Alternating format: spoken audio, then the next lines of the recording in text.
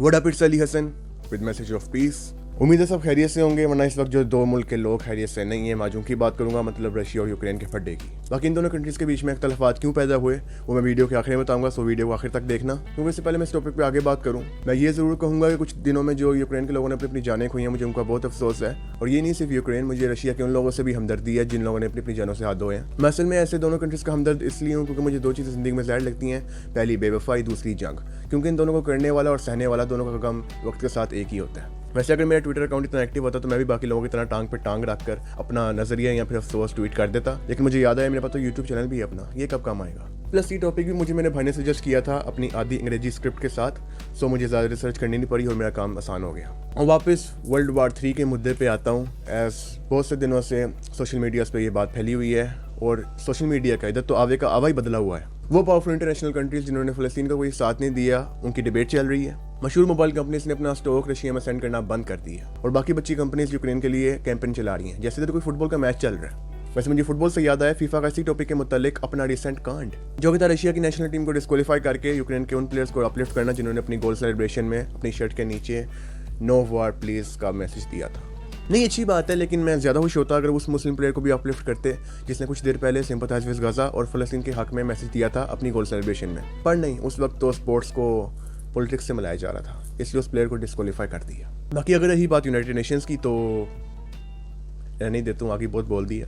ये ना हो कि कोई अकल से चौधरी परवेज़ इलाही की साइकिल हो और मेरी वीडियो को फ्लैग मार दे और मैं सड़क पे आ जाऊँ। तो ऐसे बड़े अदारों से दूर रह के रशिया और यूक्रेन की वार पे बात करते हैं। वैसे टू बी ऑनेस्ट ये वर्ल्ड वार 3 एक नाम ही है, क्योंकि अगर मसला ज़्यादा बड़ा होता तो बाकी यूरोपियन कंट्रीज़ और मुस्लिम कंट्रीज़ भी चुप न रहती और आप लोग इसी जंग की हालत में अपनी अपनी रिहायशी मुल्कों की दुकानों और मॉल से आईफोन प्रो मैक्स से लूट के भाग रहे होते हैं। असल में ये बस कुछ मुल्कों के वाना भी सोशल इन्फ्लुएंसर्स हैं जो किसी भी कंट्री का दूसरी कंट्री को धमकी का सुन के वर्ल्ड वार 3 लिख कर ऊपर चला देते हैं। जैसे लास्ट ईयर 2020 में ईरान और अमेरिका का फटा चला था। और फिर जब यही खबर हमारी व्हाट्सएप की ब्राउन फैमिलीज़ के ग्रुप में जाती है तो वो ये खबर आगे शेयर करके यही बोलते हैं, देख रुखसाना, बस तीसरी जंग अजीम भी शुरू होने वाली है, अल्लाह खैर करे, बस तो अपने बच्चे को घर से बाहर मत निकालियो।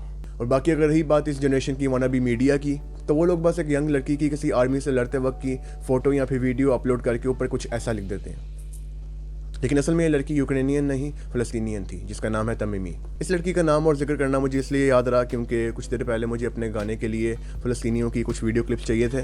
सो उस वीडियो क्लिप्स में इस लड़की का भी एक क्लिप शामिल था। अच्छा, अब ये सब सुनने के बाद आप लोगों से कोई मासूम लोग सोच रहे होंगे कि इतना शोर हमारी कोई मुस्लिम कंट्रीज़ के लिए क्यों नहीं मचाता। आखिर क्यों जब भी कोई मुस्लिम कंट्री किसी मुश्किल में होती है तो ये यूरोपियन कंट्रीज़ उनके लिए आवाज़ नहीं उठाती। तो इन सब सवालों का एक ही जवाब है कि आधे से ज़्यादा यूरोपियन और जूविश कंट्रीज़ के मुताबिक लफ्ज़ मुस्लिम और टेररिस्ट में कोई फ़र्क नहीं है। क्योंकि उनके मुताबिक अगर मैं मुसलमान हूँ तो मेरा इमेज ये होगा कि मेरी एक लंबी दाढ़ी, एक हाथ में एटम बम, दूसरे हाथ में AK-47, छाती पे मेरी फेवरेट ब्रांड गुची की एक बॉम्ब वेस्ट होगी जो कि मेड इन अफगानिस्तान। अब सारे आउटकम्स के डिस्कशन के बाद एज प्रोमिस्ड बात करते हैं इस मसले की जड़ की, मतलब रशिया और यूक्रेन के दरमियान ये फड्डा क्यों शुरू हुआ। सो ये सब शुरू होता है मेरे पैदा होने से पहले, मतलब 1922 में, जब यूक्रेन फाउंडिंग मेंबर था USSR का, विच stands for union of Soviet specialist republics, मतलब सोवियत यूनियन।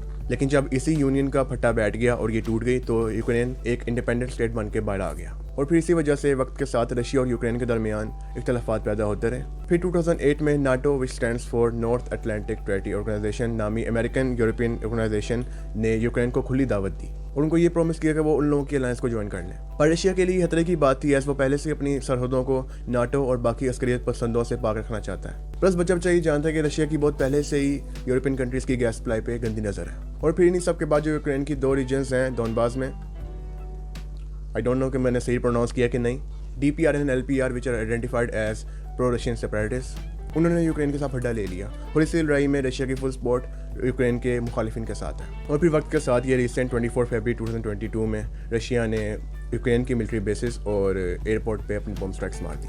अब आखिर में जो सब कुछ बचा है वो आप लोगों के सामने है कि रशिया यूक्रेन के न्यूक्लियर पावर प्लांट पर कब्जा करना चाहता है और चाइना उसको सपोर्ट कर रहा है, बाकी यूक्रेन को दीगर यूरोपियन कंट्री सपोर्ट कर रही है। और इसी को इस दुनिया के चुलबुले लोग वर्ल्ड वार 3 का नाम दे रहे हैं, लेकिन असल में ये स्कूल की वो फाइट है जिसमें 2 लड़के लड़ रहे होते हैं और बाकी उनके दोस्त घिरा डाल के शोर मचा रहे होते हैं। और ये लड़ाई ऐसे खत्म होती है कि अगले दिन दोनों अपनी माँ को स्कूल में ले आते हैं। बाकी अब अगर आखिर में आप मुझसे ये सवाल करेंगे कि आप इस जंग में किसके साथ हैं, तो मैं एक ही जवाब दूंगा, मैं फ़लस्तीन के साथ हूँ।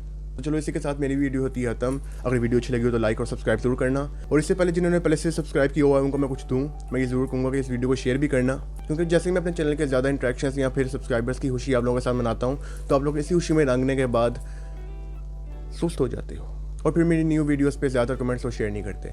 इसलिए कर दो यार, मेरे व्यूज़ गिर रहे हैं। बाकी जो लोग पहले से ही करते हैं उनको मेरी तरफ से। चलो शुरू हुआ अमीर से, महंगे हैं शौक, ब्रांडेड शरीर है असल रिपीट पे, इसी हसल के नशे में गाफिल ज़मीर से, क्लास का फर्क